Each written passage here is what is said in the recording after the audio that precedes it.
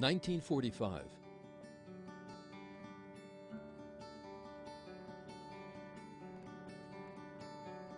The Second World War, a war that has profoundly shaken the whole world, has ended today.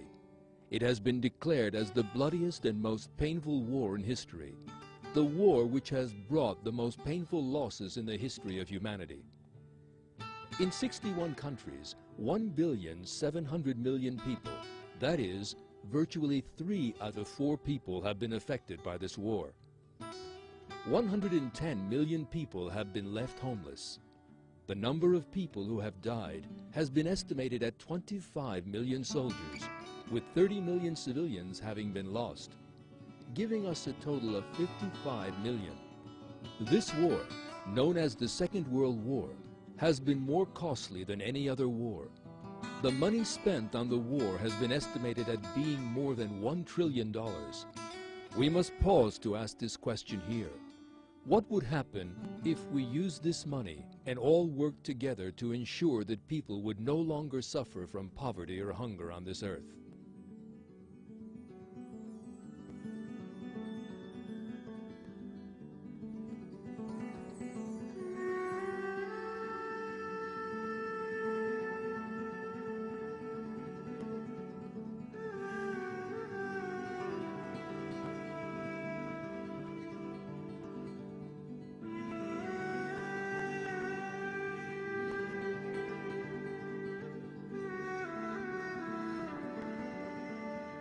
Is the only thing humanity knows how to destroy and kill?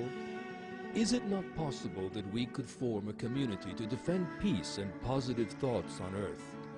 Would it not be possible for us to take constructive and positive steps that include all of humanity?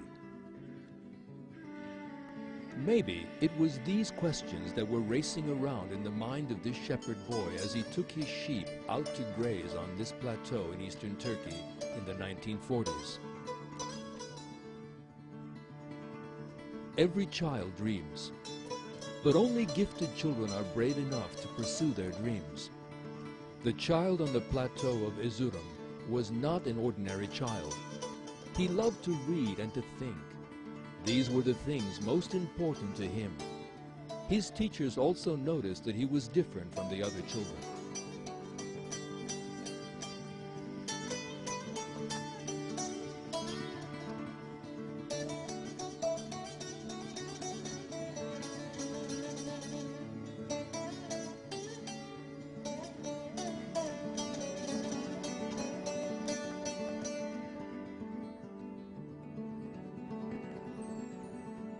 To pursue great dreams means coming face to face with great difficulties and surmounting enormous rocky hills. Fethullah Gülen's life is woven from problems and strife. Because he was deprived of the vast opportunities offered by a good education during his childhood, he redoubled his efforts to attain the education he desired, gaining it from within his family and surroundings. Considering the time and the place in which he lived, the effort that he spent to gain knowledge and education is beyond our comprehension. Gülen, who chose a simple life, distancing himself from luxury, developed his intellect, creating new ideas which have gone on to be an inspiration for many people today. All over the world, there are educational institutions that have been developed along his ideas of educational method, founded by those inspired by his ideals. Such institutions can only strengthen the hopes for the establishment of permanent peace throughout the world. Gülen is first and foremost an intellectual. His speeches and the ideas expressed in his books cover a period of 40 years. Such works have attracted remarkable interest, both in Turkey and abroad, as they present ideals that can readily be brought into reality. Private businesses that have been affected by ideals that are practical and connected to life, rather than fantastic dreams impossible to apply to real life, have established schools, not only in every city in Turkey, but also in every part of the world.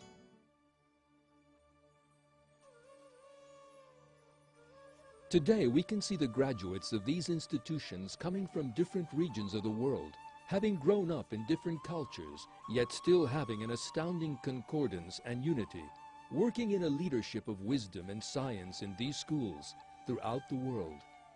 These students are a silent evidence of how to live together peacefully, without taking into account the color of one's skin, or personal ideas or beliefs. The idea around which the children of different nations gather is the concept of dialogue and tolerance. This is the theme with which Fethullah Gülen has given much importance over the years. The ideal of dialogue and tolerance strikes those people who visit the schools, wherever in the world they may be. If the idea of dialogue and tolerance among cultures has been put forward by idealists, then those who are eager to nurture this tolerance and dialogue, those who are looking for the lost paradise, are then realists. We can rest assured that dialogue among civilizations and peace in the world are no longer a dream. As an intellectual, Fethullah Gülen has been a source of inspiration for organizations in which different people from different political and cultural backgrounds have gathered together in a warm embrace. This phenomena began to occur in the 1990s.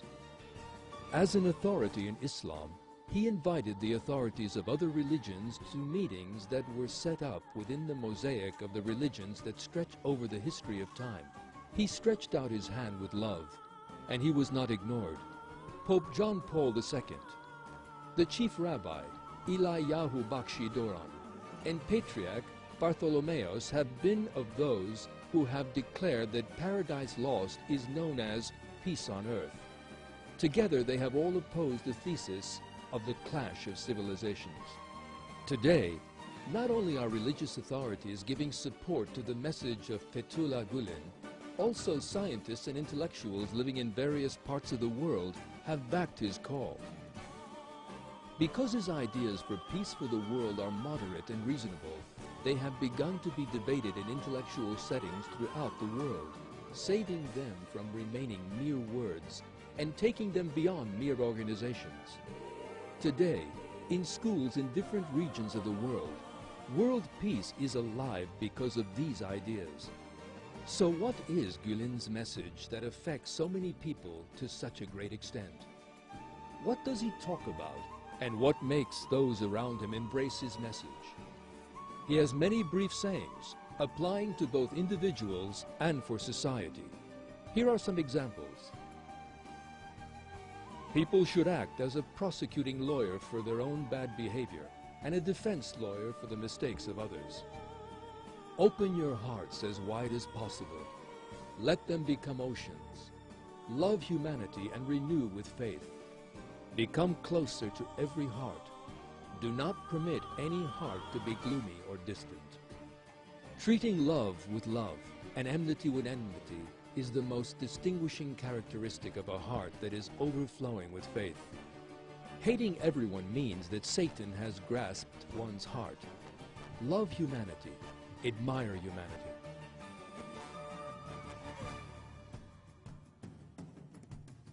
There are no limits to one's usefulness to others.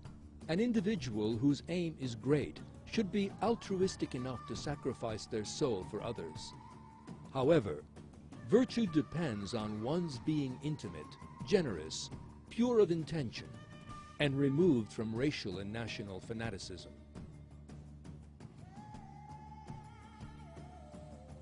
Nations whose youth have been well educated are candidates for improvement. On the other hand, the decline of those nations which disregard youth is inevitable. Those who attempt to heal the world should first heal themselves. Indeed, it is not until they have purified their inner world from hatred, jealousy, and shame that they can become model for others. Would it be possible to achieve great goals if people did not have dreams so large that they included the whole world? Making fantastic strides is what those who achieve great goals have in common, is it not? A trivial step is in actual fact not a step taken on behalf of peace in the world, dialogue and tolerance, is it? What befits humanity is not fighting, struggling, and filling the world with problems and chaos, is it? The thing we have learned and what we will transmit to future generations should not be the clash of civilizations, should it? Whereas, are we not, as humanity, the children who have dared to dream great dreams, to follow our dreams until the end? Does the loss of our dreams, and subsequently the entire world, mean that we have become a grown-up?